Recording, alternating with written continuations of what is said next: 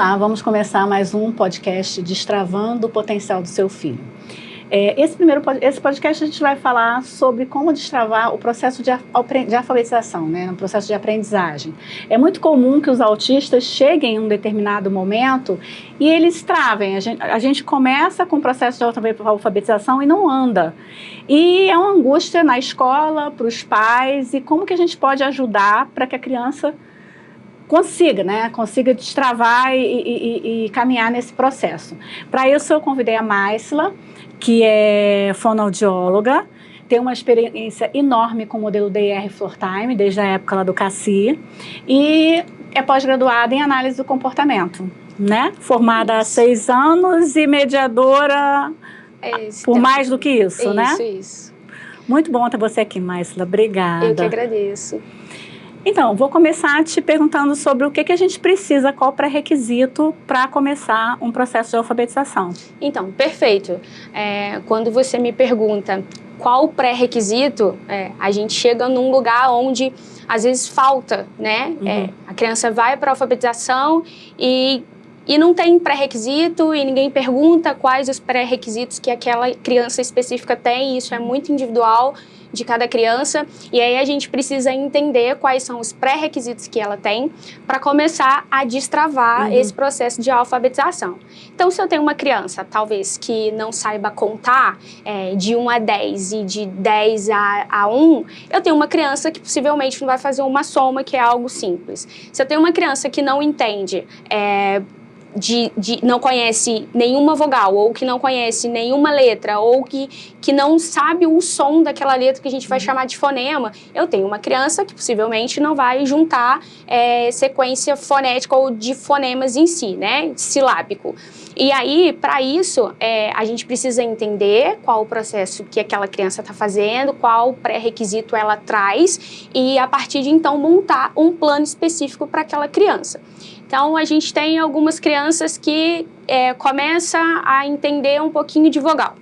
Se tem uma criança que começa a entender um pouquinho de vogal, a gente vai consolidar aquela letra ou aquele fonema que a gente escolheu, segundo o que a criança trouxe de pré-requisito, e a gente consolida, e a partir de então a gente começa a fazer esse processo de alfabetização, desde o que ela apresenta de base até onde a gente pretende chegar, que é o objetivo. E se ela não tiver uma base? Chegou sem saber nada. Chega uma criança na escola, uma criança maior, né? Lá, uns 10 anos, já passou da fase, as outras crianças na sala já estão bem avançadas e ela não tem pré-requisitos para alfabetização. A gente vai realizar uma avaliação dessa criança. Então, se essa criança trouxe, ela mostrou pra gente que ela tem um sensorial bacana, que ela consegue passar a mãozinha em alguma determinada... Vamos dizer que a gente vai começar a realizar com ela atividades sensoriais. Vincular para as letras, né? Para começar a identificar as letras. E aí traz junto trazendo o visual. A questão sensorial. Uma atividade, por exemplo, assim, bem simples. Só tem uma vogal, e aí eu vou começar a trabalhar junto aqui o sensorial, juntamente as letrinhas ou a vogal, que seja, para a gente já começar a acostumar essa criança com alguns grafemas que ela vai encontrar um pouco mais na frente.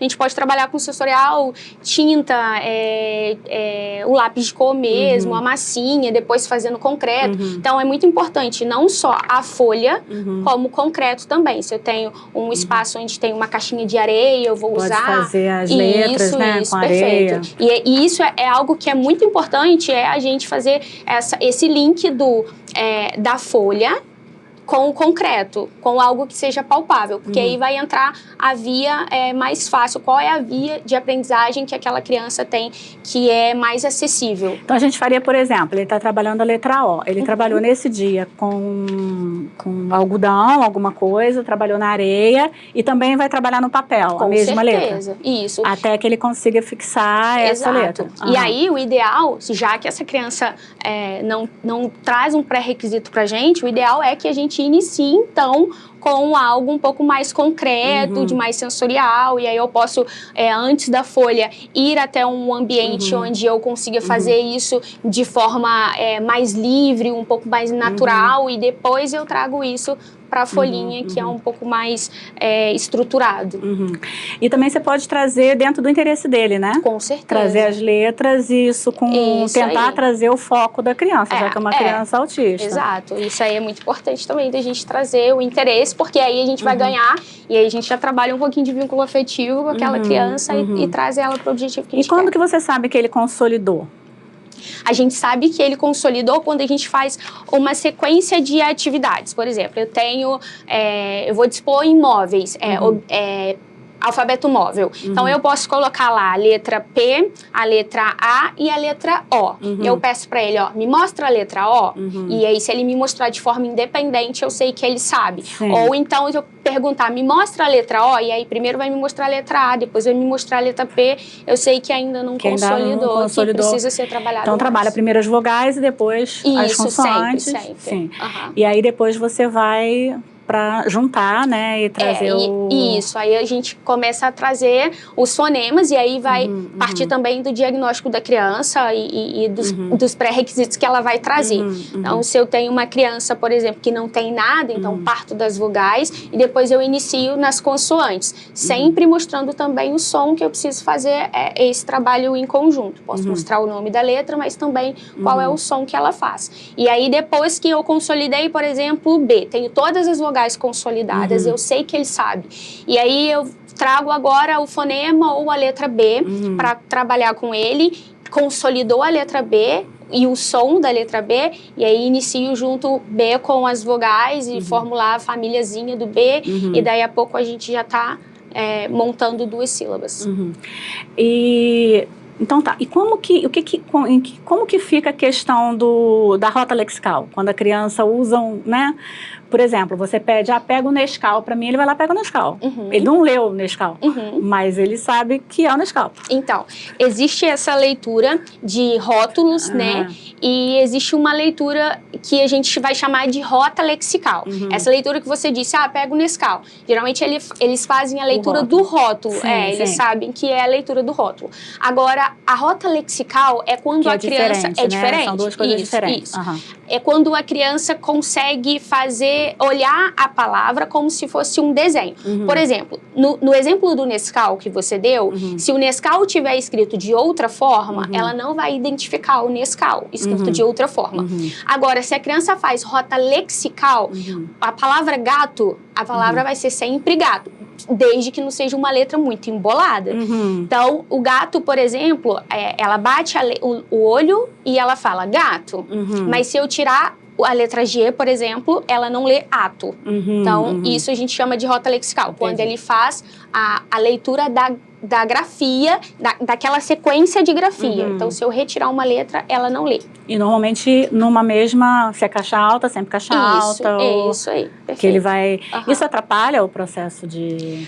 Não chega a atrapalhar a partir do momento que a gente sai de uma rota lexical e traz para a rota fonológica. Então, se eu consigo fazer com que a criança entenda que cada som, cada letra representa um som, ela daqui a pouco começa a juntar. Então, se eu tenho bola, se eu vou falar o som dessa letra, eu vou fazer B-O-L-A. Então, se ela consegue identificar o som dessa letra, a partir do som, ela consegue ler depois qualquer tipo de palavra. E aí, se ela não consegue entender o som dessa letra, possivelmente ela vai continuar numa rota lexical, que aí não é muito legal, só vou ler aquilo que eu já sei.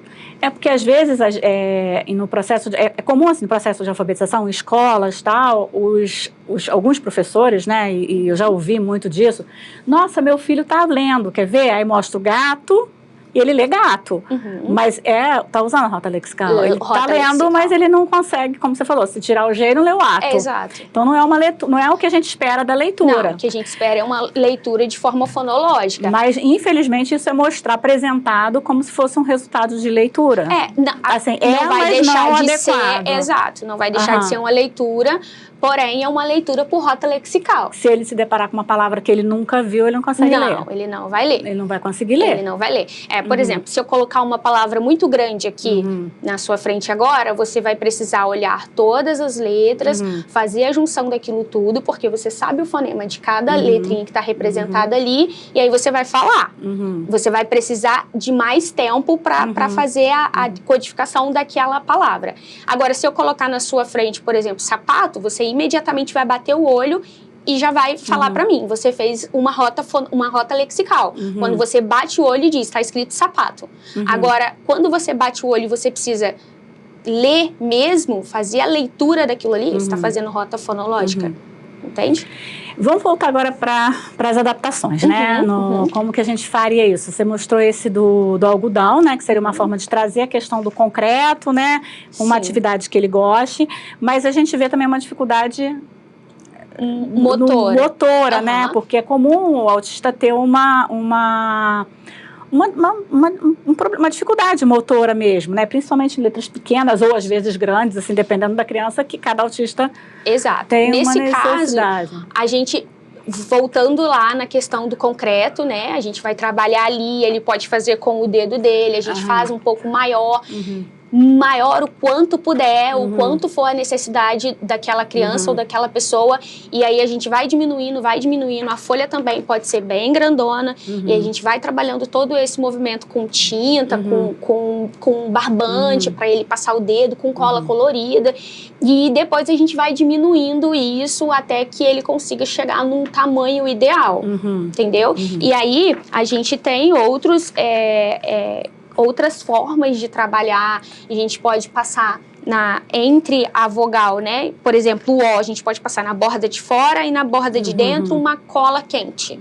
E aí ele tem aquele espaço ali limitadinho. Pra ele percorrer dentro daquele espaço. Exato, só naquele espaço ali. Limite, né? Que é comum também que eles não tenham muito limite. Você pede pra pintar, acho que tem até... Puxa de cima. Por cima de tudo, né? E não consegue ter esse limite. Perfeito. E a gente vai trabalhando isso. Isso é outra coisa, é um outro pré-requisito para a escrita. Entende? Então, se eu não tenho uma coordenação bacana, é difícil para eu escrever. Então, tudo isso tem que ser trabalhado junto com uma equipe, né? Então, a gente não vai trabalhar isso sozinha. O ideal é que você tenha um fisioterapeuta trabalhando uma coordenação motora fina para ele conseguir fazer esses movimentos, né? Conseguir trazer o movimento... Refinar esse movimento. Refinar o movimento para poder isso. Né, ter um impacto bom na... E aí tem toda uma coordenação também, que é olho-mão. Se eu tenho uma criança que não consegue fazer o movimento de olhar para a mão e olhar o que ele está fazendo aqui na folha, eu tenho uma criança com dificuldade também. E tem algumas outras coisas que às vezes ajudam, né? A gente trabalhar, escrever no quadro, na parede, isso, colocar a folhinha na parede. Para ele conseguir fazer olhando. Isso, e aí essa criança... Às vezes o apoio assim, né? Ao invés de ser assim, para melhorar. Tem o apoio inclinado, que eles falam, né? Que a folha fica assim, então daqui a dificuldade fica menor, né? Então ele já está olhando para a folha, não precisa do movimento de ir aqui, ir aqui, aqui e aqui. Então eu só tenho esse movimento aqui, onde eu já estou olhando diretamente para minha mão. Tem toda uma questão de campo visual também. Então quando eu saio muito do campo visual, então, se está concentrado aqui, eu preciso fazer no meio da folha. Não posso nem colocar nem muito para um lado e nem muito para o outro, porque tem uma questão de fóvea, que é responsável pela leitura, a única estrutura responsável pela leitura. Então, isso tudo eu preciso observar na minha criança, na criança que eu estou trabalhando, para ver o que ela me dá de resposta, para a partir de então eu começar a trabalhar com ela o que é necessário, de base para cima. E lembrando que cada criança tem uma resposta diferente, tem um comportamento diferente diante disso. Agora eu queria o seguinte, parando só um pouquinho desse processo, né, das adaptações, dos materiais, mas indo numa sala de aula, né, vamos supor, quando a gente tem uma criança de 6, 7 anos no processo de alfabetização, ótimo, todas as outras crianças na sala estão no mesmo processo, por mais que a gente tenha que adaptar o material, e é muito provável que a gente tenha que adaptar. Eu trouxe até alguns materiais que eu vou mostrar mais ou menos, olha, isso aqui é um material com muita informação diferente. Então, é possível que uma criança autista, mesmo que ela esteja no nível das outras crianças, você tenha que separar ou trabalhar. Colocar uma folha aí por cima. Uma folha, ou separar, ou ter um material separado, mesmo elas estando na mesma sala. Sim. Agora, você tem experiência com crianças maiores e os amigos da sala estão num processo completamente diferente. E aí, o que eu queria te perguntar? Como é a sua visão em relação a isso? Por exemplo, eu tenho um menino de 10 anos que a turma está lendo, né? Está estudando história, geografia, aqueles conteúdos todos da série, e ele ainda está aprendendo a ler. Eu sei que a sua experiência lá foi diferente, né? Um pouco diferente, mas como que você acha como que a gente poderia resolver isso, assim? Ele não está compartilhando o mesmo conteúdo da turma, né? Sim, sim. No meu ponto de vista, enquanto terapeuta, isso vai variar muito, mas no meu ponto de vista, a partir do momento que uma criança ou uma pessoa não está partilhando do mesmo material, e se essa pessoa é uma pessoa sensível, que tem uma leitura do ambiente, que faz essa leitura do ambiente, pode ser que isso seja prejudicial para essa pessoa, para essa criança, enquanto todo mundo está fazendo uma coisa e eu estou fazendo outra. Se essa escola disponibiliza uma sala de recurso, ou se essa criança tem um mediador, que possivelmente vai ter um mediador, então, no meu ponto de vista, seria muito bacana que essa criança saísse do ambiente para trabalhar tudo que precisa ser trabalhado de base. E em alguns momentos onde a escola ou as crianças da turma vai dispor de atividades que ele possa participar, que não vai ser assim tão diferente para ele participa, né? Então, artes, por exemplo, educação física, então onde a gente consegue fazer com que a criança ou com que a pessoa com autismo tenha essa interação de igual para igual, é o ideal, no meu ponto de vista. Lembrando que a gente está falando de destravando, né, uma situação de uma criança maior que a turma, e ele não está compartilhando o mesmo conhecimento da turma. Se ele está, e a gente está falando de um processo que são pequenas adaptações, perfeito. Ok, ele pode ficar, porque está todo mundo falando de história do Brasil, ele também, só que ele talvez menos informações, né? Mas quando a gente fala de uma adaptação total, não tem como não ser diferente. Essa atividade é muito diferente. Se eu vou dar para ele uma folhinha onde ele está aprendendo a letra O e o pessoal está falando do descobrimento do Brasil e afins, tá muito diferente. Né? E sabe o que isso me preocupa, que eu trouxe isso? Porque há sempre uma questão muito grande de... Não, o aluno tem que ficar na sala com os outros alunos o tempo todo. Mas aí você tem que olhar para o aluno, né? Pensa como ele se sente olhando em volta e ele está ali naquela situação, de certa forma, infantilizada, porque é difícil, você não consegue fazer muito material diferente, né? E a turma toda está muito mais avançada. Então, isso eu acho que é um problema muito grande, né? Para ele. E aí eu falo, enquanto terapeuta, essa é a minha opinião enquanto terapeuta, de que eu vejo muitos pais reclamando, mas não fica dentro da sala, como não vai ficar dentro da sala? Mas o que está sendo benefício para ele? Então, a gente tem que viabilizar, na verdade, eu não costumo dizer facilitar, porque não é facilitar, é viabilizar. Se você não fala latim, eu não vou falar latim com você, porque você não fala latim. Então, se eu falar em português, não estou facilitando para você, eu estou viabilizando a aprendizagem. Então, eu preciso que essa criança ou esse adolescente tenha uma aprendizagem eficaz e eficiente e o que a gente vai usar de recurso para isso. Então, se ele vai aprender saindo da sala de aula, porque os outros amigos não estão fazendo o que ele está fazendo, então é assim que a gente vai fazer. A gente chegou há um tempo atrás, lá no Colégio Redentor, a ter uma experiência que era muito bacana, né? Eram 3 crianças na mesma sala, né, uma sala com crianças típicas e que realmente estavam num nível bem avançado, só que essas 3 crianças tinham o mesmo nível. E quando elas saíam, iam para a sala, que na época não era uma sala de recursos, mas era o ateliê, né, o ateliê classe, esses 3 compartilhavam o mesmo conhecimento. Então isso era bacana, porque os 3 iam para lá. E a relação deles, você sabe melhor, pode até falar mais do que eu, era até de assim, quando um errava, o outro implicava com né? Caçoava. Tinha uma disputa, mas é porque eles estavam no mesmo nível. Exato.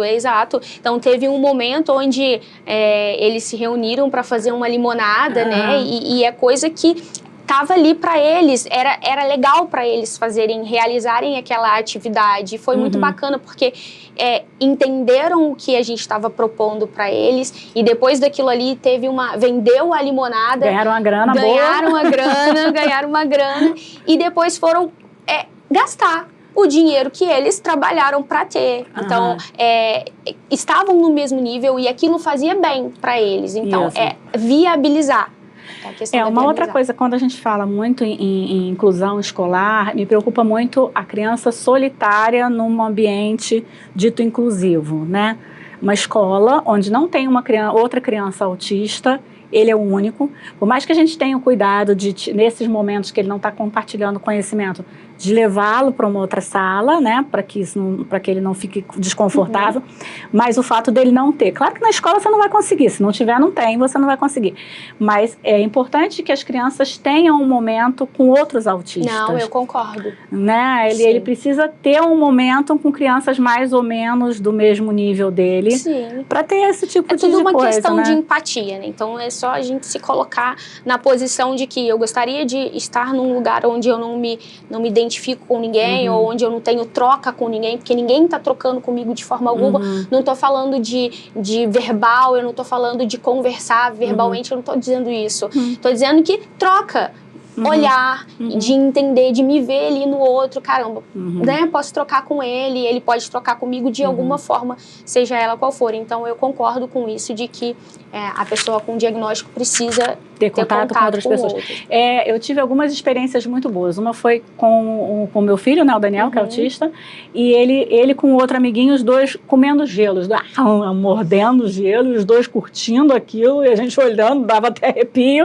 Mas assim, os dois gostavam, eles não falavam nada, mas os dois estavam curtindo. E outra é que eles saíam para comprar pizza, né? Uma rodada de pizza, ele saía com 2 amigos, que esses amigos que estudavam com ele, e os dois usavam um sistema de comunicação, que é o Pod, os 3 usavam, e eles pediam a pizza pelo Pod, e assim, é bacana porque eram os 3 autistas, né, mais ou menos com as mesmas características. Isso eu acho que é muito importante, né? A gente ter esse ambiente que eles possam, né, trocar. Isso, de troca. Perfeito. Agora, vamos voltar aqui para a questão da inclusão. Você falou que dois lugares, dois momentos que podem ser interessantes, que é arte e educação física. Mas só lembrar que se a criança tiver muito problema sensorial, pode ser que a arte seja pior. Aí vai da individualidade da criança, né? De montar um plano, um plano individual para cada criança, sabendo quais as sensibilidades ela tem, ou o que pode ser um possível distrator ou alguma coisa que venha desregular essa criança. Então, assim, tudo que eu falei vai depende muito da individualidade da criança. E na educação física também, a gente precisa estar atento às limitações físicas que algumas crianças autistas têm uma questão, uma desenvoltura muito grande, um domínio corporal todo, outras não.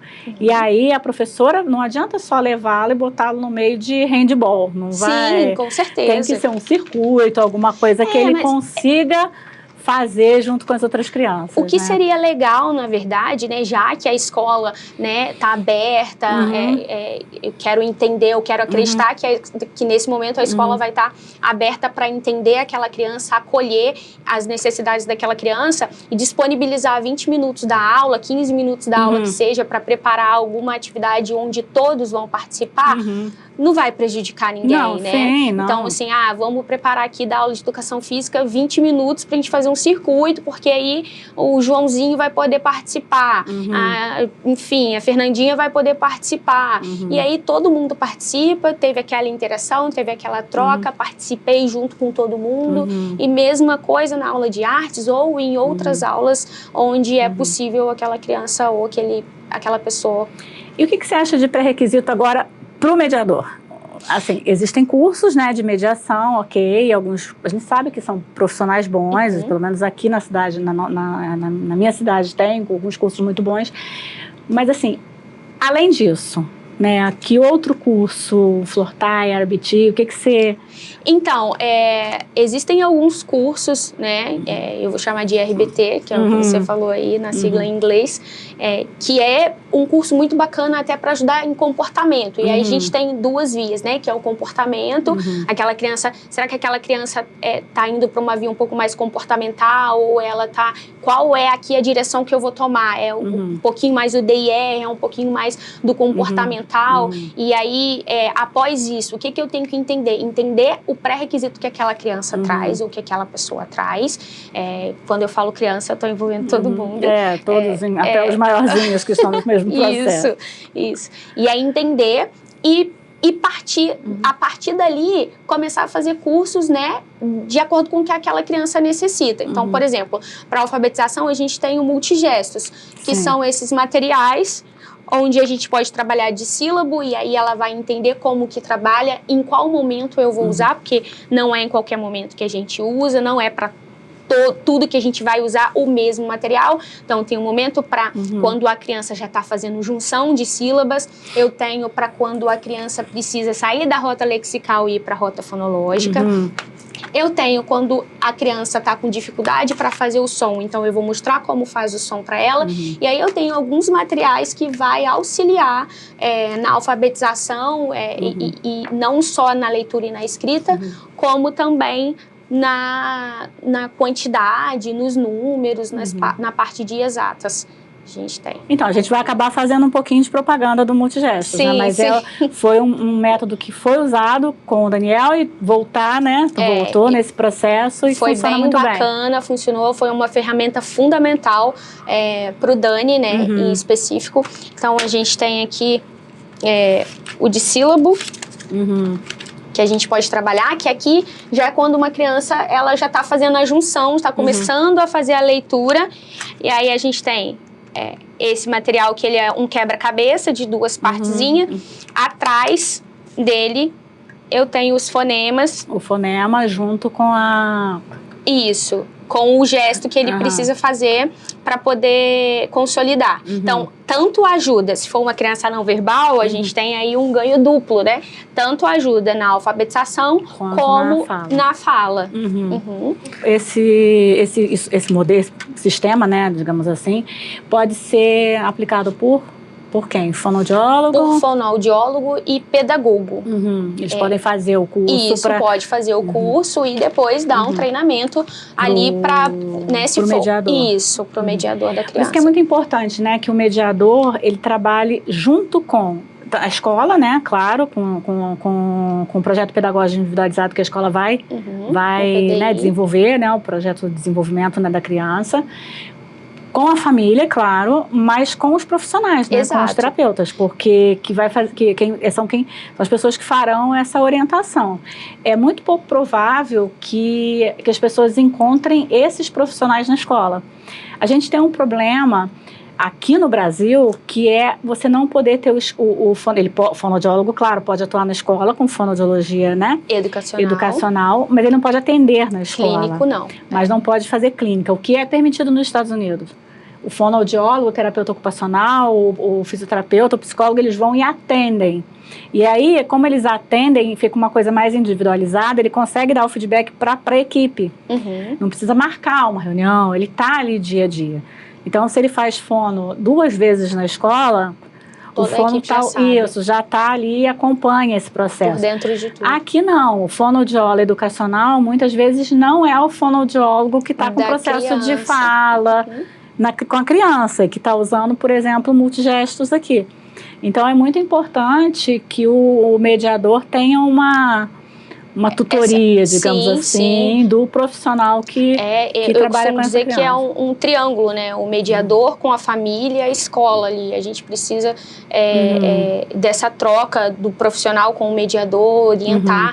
O mediador, ele vai vir para ser treinado, nem sempre ele sabe de tudo, nem tem que saber. E ele vai chegar para conhecer aquela criança. Então, assim, o profissional que já está, né? No caso do Dani, o profissional que já está com ele, que já entende muita coisa do Dani, o profissional vai agregar muito no processo daquele mediador com a criança, né? Então, esse material que eu mostrei é um material para uma criança que já está um pouco mais acima. E aí a gente tem... Tem outros aqui, né? Tem bala, que eu acho que é bala isso aqui. Bala. E você tem, né, todo esse... Isso. Esse é o de sílabo. Aí esse aqui é o de junção de vogais. Então aqui eu tenho, ensina até algumas regrinhas aí do social, né? Então o oi, e aí ele tem que identificar o O e o I, né? Algumas crianças tiram de letra por conta de já conhecer vogais, mas aí a gente ensina o som e vira uma coisa não lexical, mas uma coisa fonológica. E com isso ele tem as letrinhas que ele precisa colocar, não vou pegar a correspondente, mas é só para mostrar. E aí ele coloca em cima do gesto correspondente. Esse aqui é o encontro vocálico, vou chamar de encontro vocálico esse. Tem mais um material aqui. Aí o multifotos que a gente tem, que é para ensinar a criança como faz o gesto, né? Esse é um gesto de positivo, você acertou. E a gente pode dispor essas cartas na mesa, né?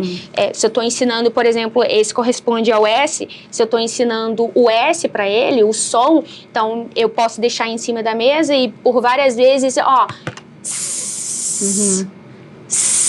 que aí, mais uma vez, eu estou indo pelo processo fonológico da coisa e não pelo lexical. Então, esses materiais são materiais que ajudam muito, muito a criança. Tem outros materiais do multigestos, tem material de número, né, que você pode ensinar número e depois a quantidade. Tem todo esse material que dá um suporte muito bacana para alfabetização. E a gente tem um material também que foi desenvolvido na época pelo grupo lá do Colégio Redentor, que é um material como se fosse um livro, né? Uma apostila, né? Para trabalhar, né? Todo o processo de alfabetização. É um material bem interessante também. É claro que ele não é único, você vai precisar de algum outro suporte. Por exemplo, lá da letra C, ele tem poucas coisas, né? São poucas páginas, mas dá orientação de como deve ser trabalhado, né? Um ambiente mais limpo, né? Sem muita informação, só o C e a casa, sem caixa alta, não sei se sempre, mas eu acho que escolhe, né? Na maioria das vezes. E esse material a gente vai disponibilizar, que é um material para distribuição gratuita. Isso. A outra questão em relação à inclusão, e principalmente, não especificamente na adaptação, mas eu acho que são duas coisas, né, as outras questões. Primeiro é a rotina, que a criança precisa entender a rotina dela, e isso é muito importante, né, aquele painel de rotina, né, o quadro de rotina, e ele saber o que ele faz primeiro, depois, quando ele vai no banheiro não, mas quando ele vai na cantina, ou quando ele vai no parque, né, alguma coisa assim. Eu acho que isso é muito importante, né, para ele ter uma comunicação, inclusive. Isso. E alguma outra coisa além disso? Então, quando a gente tem esse quadro de comunicação, a gente viabiliza mais uma vez, né? E aí mostra, fora as outras comunicações alternativas que a gente tem para as crianças. Porque o quadro de rotina ele vai funcionar não só para a criança que é não verbal, né? Que é para organizar a criança, organizar o ambiente. E às vezes a gente acha que o fato dele ser verbal, ele não precisa. Você vai falar as coisas, mas quando você apresenta organizado num quadro de rotina, ele consegue organizar, né? Inclusive com evidência, né? São estudos com evidências que o quadro de rotina, o visual organiza muito mais a criança que tem o autismo. E um pouquinho sobre reforçador, como que você faz isso, o que usa? O reforçador é bem legal, ele vem para agregar bastante, mas depende muito do reforçador que a gente vai usar, né? Em algumas vezes a gente vê aquele reforçador que eu vou chamar de tangível, que é o reforçador, por exemplo, uma bala ou alguma coisa que a criança gosta muito. Um comestível, o que ela gosta muito? Ela gosta muito de chocolate, vou reforçar com chocolate. Eu, particularmente, prefiro reforçar a criança com um social. Você acertou, toca aí, muito bem. Então, esse social, essa coisa de empolgado, de mostrar que a criança acertou, isso faz com que ela seja motivada e que ela tente realizar aquela atividade novamente ou as demais que é necessário porque ela gostou que eu reforcei. Então, caraca, você acertou. Então, tem essa mudança de entonação, todas essas questões de movimento corporal, que ele pode fazer essa leitura e ela gostou, ela ficou feliz, principalmente se for uma criança que tem uma conexão muito bacana comigo. Então, eu uso muito a questão do reforçador social, que é a fala, que é o toque, que é, sei lá, alguma coisa que a criança goste, uma cosquinha. Enfim, esse tipo de reforço, prefiro não usar tanto o tangível.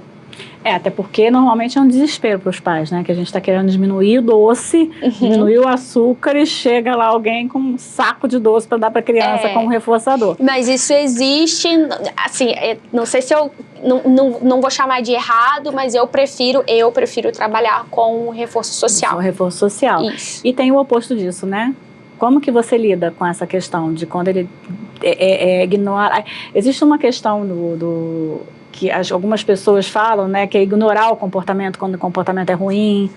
Como que você faz isso num ambiente de sala de aula, por exemplo? No caso da criança. Isso, da criança. O comportamento, você está querendo que ela faça alguma coisa e ela joga o multigestos longe. Então, nesse caso, você precisa entender por que a criança está fazendo isso, né? Então, se eu tenho uma criança que fez isso por atenção, então qualquer coisa que eu fale para ela ou qualquer expressão que eu mostre para ela, ela conseguiu o que ela queria, que é a atenção, mesmo que uma atenção de cara fechada, enfim. Então, eu vou analisar aquele momento. Ela fez isso porque ela não quer mais, ela tá cansada, ela tá enjoada e por isso ela jogou, ou porque ela quer atenção, ou, enfim, depende muito da situação. Então, se eu tenho uma criança que jogou porque ela não quer mais, a minha feição vai ser uma feição neutra, de poucas palavras ou quase nenhuma e só de gesto.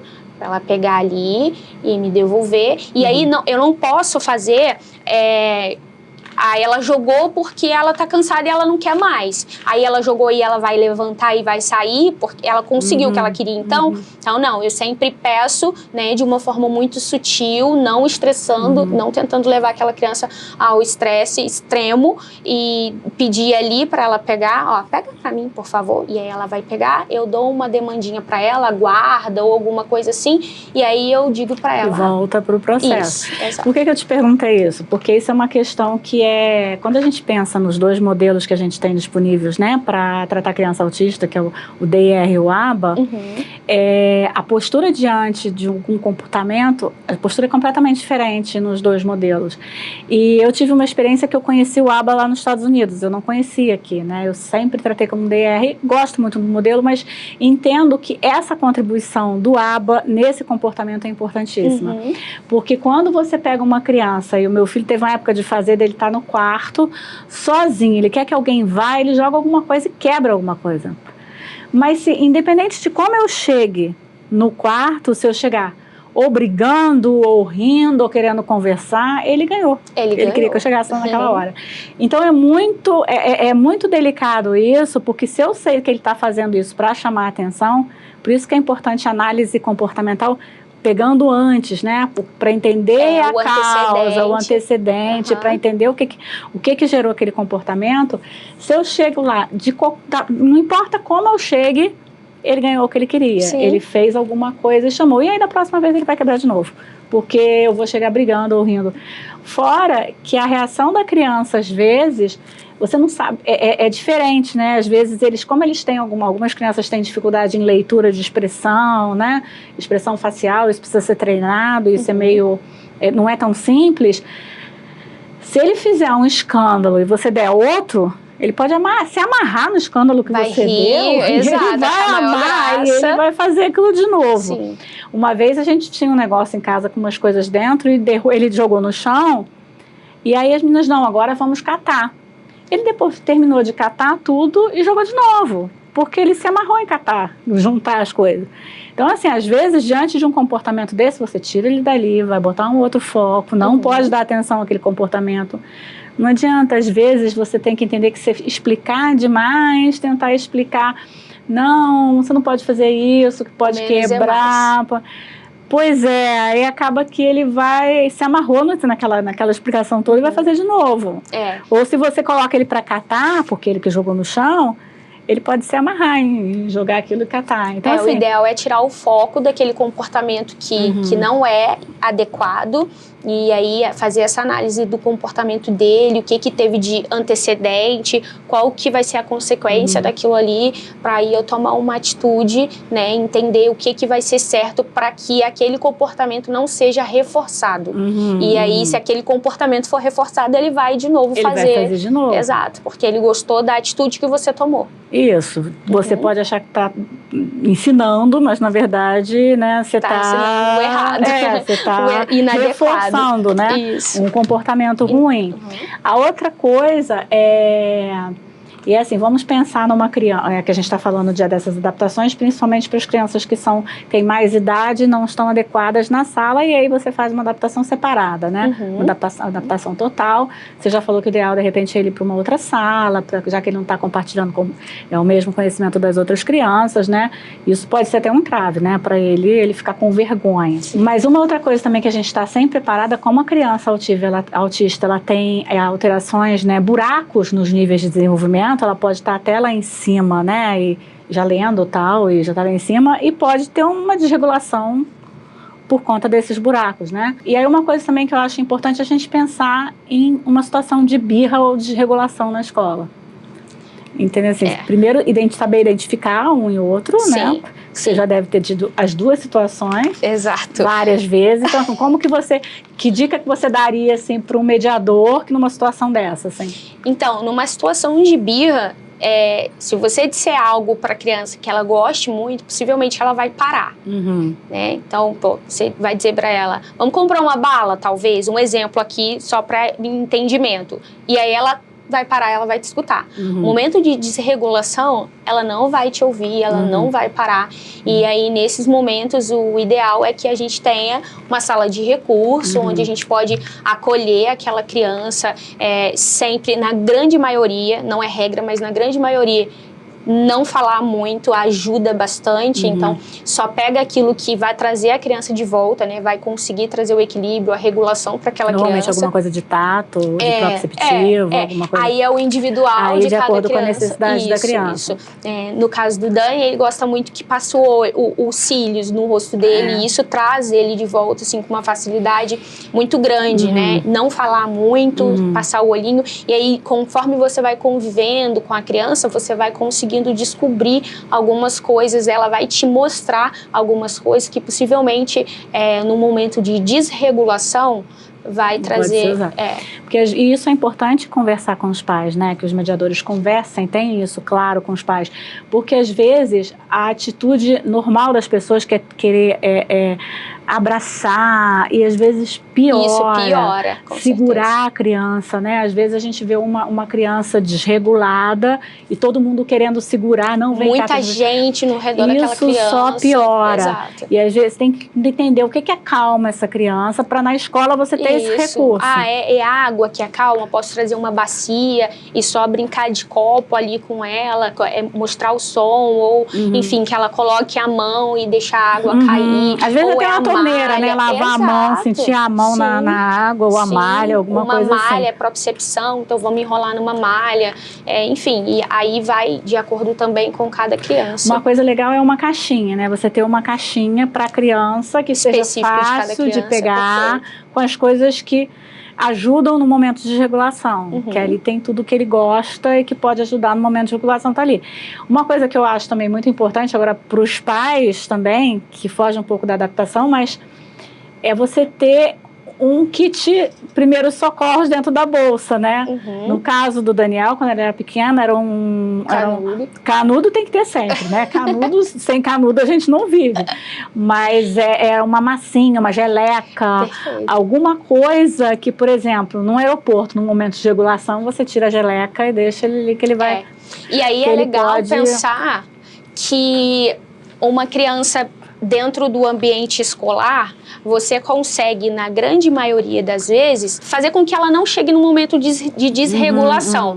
E aí você consegue olhar, e aí é legal ter a análise do comportamento, olhar o antecedente lá, você já tem uma prévia do que pode acontecer, dependendo da demanda que você dá para a criança. Pô, se eu der demanda tal, e se eu insistir 3 vezes, a criança não gosta de errar. Eu insistir 3 vezes, daqui a pouco pode ser que ela comece a mostrar que, olha, eu tô bem, entendeu? Então, o antecedente é muito importante. Ou se tem uma criança que não gosta de educação física por conta do barulho ou por conta de muita movimentação, pô, eu vou levar um pouquinho e depois eu tiro, depois eu levo mais um pouquinho e depois eu tiro. Eu não vou fazer com que aquela criança fique ali 30 minutos, 50 minutos, porque eu sei que é um antecedente que pode vir... que pode ser som ou pode ser velocidade, pode, uma série de coisas. Já vi umas soluções que talvez sejam muito boas, o som, né, caso o problema seja barulho, mas eu vi uma vez um bambolê, que é para a criança sentir que dali ninguém entra. Ninguém vai passar. Então ele andava com um bambolê, assim.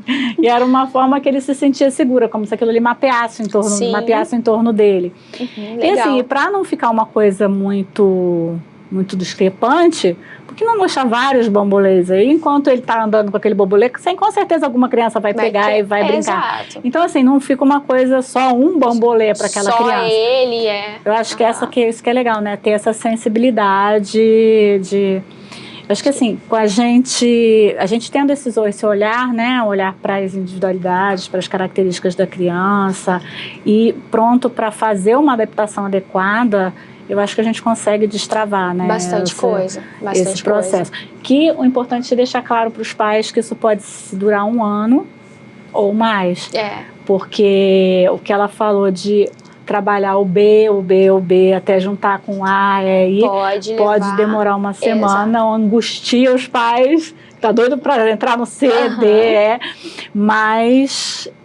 tem que consolidar. Os pais entram nessa fase da alfabetização bem ansiosos, né? Cheio de, eu queria isso, eu queria aquilo, mas a gente precisa respeitar o processo que a criança está fazendo e de forma correta. Se a gente fizer de forma correta, a gente vai andando, caminhando e não depositar a nossa expectativa em cima da criança e a criança vai mostrar pra gente do que ela tá ali pronta para aquele momento e trabalhar aquilo que ela tá pronta. Então é isso, nós vamos encerrar agora o nosso podcast, né, Destravando, e agradecer muitíssimo a presença da Maisla. Você quer falar mais alguma coisa em relação ao nosso Destravando o processo de alfabetização? Não, foi um prazer contribuir um pouquinho e precisando, muito obrigada por me convidar, foi um prazer mesmo. Eu que agradeço, obrigada.